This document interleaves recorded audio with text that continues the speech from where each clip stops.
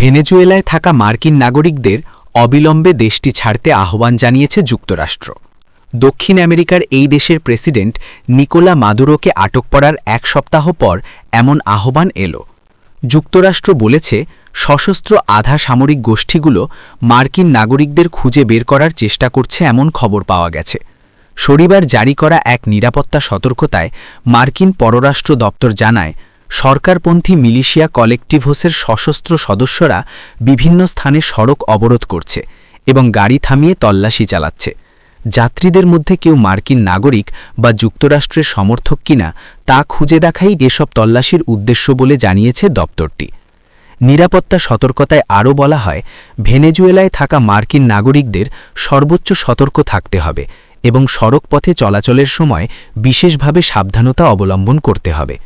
Venezuela থেকে কিছু আন্তর্জাতিক ফ্লাইট আবার চালু হওয়ায় নাগরিকদের দ্রুত দেশ ছাড়ার আহ্বান জানানো হয়েছে। দ্য গার্ডিয়ান এই খবর জানিয়েছে। গত সপ্তাহে নিউ ইয়র্ক টাইমসকে দেওয়া এক সাক্ষাৎকারে যুক্তরাষ্ট্রের প্রেসিডেন্ট ডোনাল্ড ট্রাম্প বলেন, ভবিষ্যতে তিনি ভেনেজুয়েলা সফর করতে চান। তিনি দাবি করেন, কারাকাসে প্রাণঘাতী রাতের অভিযানে ভেনেজুয়েলার নেতৃত্ব অপসারণের পর যুক্তরাষ্ট্র কার্যত দক্ষিণ আমেরিকার এই দেশটি চালাচ্ছে। ট্রাম্প জানাদিকদের বলেন, আমার মনে হয় কোনো এক সময় পরিস্থিতি নিরাপদ হবে। তবে মার্কিন পররাষ্ট্র দপ্তরের এই সতর্কতায় স্পষ্ট হয়েছে, গত সপ্তাহান্তে বিশেষ বাহিনীর অভিযানে বহু মানুষ নিহত হওয়ার পরও ভেনেজুয়েলার পরিস্থিতি এখনও কতটা অস্থির ও ঝুঁকিপূর্ণ। যুক্তরাষ্ট্রের প্রেসিডেন্ট ডোনাল্ড ট্রাম্প ভেনেজুয়েলায় যুক্তরাষ্ট্রের তেল কোম্পানিগুলোকে সম্পূর্ণ নিরাপত্তা দেওয়ার আশ্বাস দিয়েছেন এবং সেখানে শত শত কোটি ডলারের বিনিয়োগের আহ্বান জানিয়েছেন। তিনি বলেছেন, দেশটির তেল খাতে বিশাল পরিমাণ অর্থ বিনিয়োগ করা গেলে তা স্বল্প সময়ের মধ্যে লাভজনক হবে এবং মার্কিন তেলের বাজারেও লাভবান হওয়া যাবে। ট্রাম্প হোয়াইট হাউসে অনুষ্ঠিত এক বৈঠকে তেল কোম্পানির শীর্ষ কর্মকর্তাদের বলেন, ভেনেজুয়েলায় বিনিয়োগ করলে তারা সম্পূর্ণ নিরাপত্তা পাবে।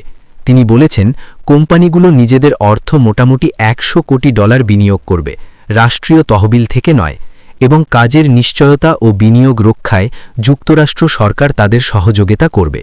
তবে অনেক তেল সংস্থা বিনিয়োগ বিষয়ে সরাসরি প্রতিশ্রুতি দেয়নি। একাধিক শীর্ষ নির্বাহী জানিয়েছে, বর্তমান পরিস্থিতিতে ভেনেজুয়েলা বিনিয়োগে অনুপযোগী দেশ হিসেবে বিবেচিত হচ্ছে এবং সেখানে দীর্ঘ যৌক্তিক ও আইনি সংস্কার না হলে বড় বিনিয়োগ কঠিন।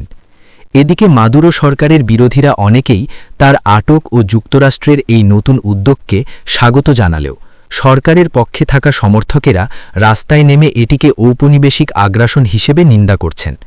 ভেনেজুয়েলার পররাষ্ট্র মন্ত্রণালয় মার্কিন নিরাপত্তা সতর্কতার জবাবে এক বিবৃতিতে বলেছে, যুক্তরাষ্ট্রের সতর্কতা মন গড়া তথ্যের ওপর ভিত্তি করে রিস্ক সৃষ্টি করার উদ্দেশ্যেই করা হয়েছে এবং দেশটি পূর্ণ শান্ত, স্থিতিশীল ও নিরাপদ আছে। বিবৃতিতে আরও বলা হয়েছে, জনবসতি, যোগাযোগ পথ, চেকপয়েন্ট সহ সব নিরাপত্তা ব্যবস্থা স্বাভাবিকভাবে কার্যকর হচ্ছে এবং রাজ্যের অস্ত্র ও নিরাপত্তা সরকারি নিয়ন্ত্রণে রয়েছে। ভেনেজুয়েলা নিয়ন্ত্রণ ও সেখানকার কর্তৃত্ববাদী শাসনের অবসান ঘটানো নিয়ে প্রেসিডেন্ট ডোনাল্ড ট্রাম্পের বারবার বাগাড়ম্বর করা সত্ত্বেও বাস্তব পরিস্থিতি অনেক বেশি কঠিন। মাদুরোকে মার্কিন বাহিনী তুলে নিয়ে গেছে এবং বিচারের মুখোমুখি করতে নিউ ইয়র্কে নিয়ে যাওয়া হয়েছে। তবে মাদুরোর দীর্ঘদিনের ভাইস প্রেসিডেন্ট এবং তার শাসনের প্রতি অনুগত দেলসি রদ্রিগেজ অন্তর্বর্তী প্রেসিডেন্ট হিসেবে শপথ নিয়েছেন।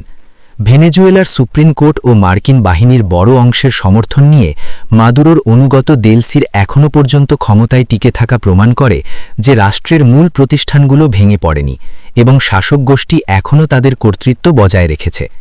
এমনকি নোবেল বিজয়ী মারিয়া করিনা মাছাদোরের মতো বিরোধী দলের নেতাদেরও পরিবর্তিত পরিস্থিতিতে ক্ষমতা থেকে দূরে সরিয়ে রাখা হয়েছে।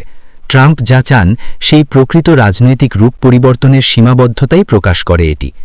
ভেনেজুয়েলার রাজধানী কারাকাসে দেশটির প্রেসিডেন্ট নিকোলা মাদুরোর বাসভবনে গত শনিবারের মার্কিন সামরিক অভিযানের সময় 57 জনের নিহত হওয়ার খবর জানিয়েছে স্থানীয় সংবাদ মাধ্যমগুলো। ওই অভিযানে মার্কিন সামরিক বাহিনী মাদুরো ও তার স্ত্রী সিলিয়া ফ্লোরেসকে তুলে নিয়ে যায়। তাদের কারাকাস থেকে 2100 মাইল পাড়ি দিয়ে যুক্তরাষ্ট্রের নিউ ইয়র্কে নেওয়া হয়। স্থানীয় সংবাদমাধ্যমগুলো জানিয়েছে নিহত ব্যক্তিদের মধ্যে ভেনেজুয়েলার 23 জন সেনা রয়েছেন, আরও রয়েছেন কিউবার 32 জন যোদ্ধা। এছাড়া বেসামরিক 2 জন নারীও নিহত হয়েছেন। এর আগে গত শনিবার নিউ ইয়র্ক পোস্টকে দেওয়া এক সাক্ষাৎকারে যুক্তরাষ্ট্রের প্রেসিডেন্ট ডোনাল্ড ট্রাম্প বলেন, ভেনেজুয়েলার প্রেসিডেন্ট নিকোলা মাদুরোকে আটকের অভিযানে কিউবার অনেক নাগরিক প্রাণ হারিয়েছেন।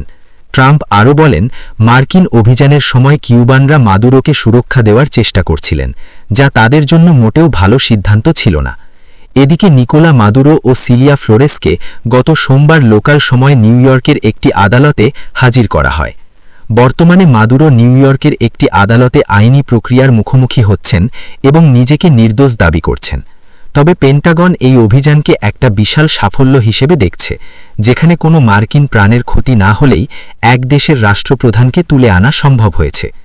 ভেনেজুয়েলায় হামলার কথা স্বীকার করে মার্কিন প্রেসিডেন্ট ডোনাল্ড ট্রাম্প জানিয়েছেন, দেশটির প্রেসিডেন্ট নিকোলাস মাদুরোকে আটক করা হয়েছে। নিজের সামাজিক যোগাযোগ মাধ্যম ট্রুথ সোশ্যালে এই তথ্য জানান ট্রাম্প। তিনি লেখেন, যুক্তরাষ্ট্র ব্যাপক পরিসরে সফলভাবে ভেনেজুয়েলায় হামলা চালিয়েছে। তিনি যোগ করেন, ভেনেজুয়েলার প্রেসিডেন্ট নিকোলাস মাদুরো ও তার স্ত্রীকে আটক করা হয়েছে এবং তাদেরকে দেশ থেকে সরিয়ে নেওয়া হয়েছে।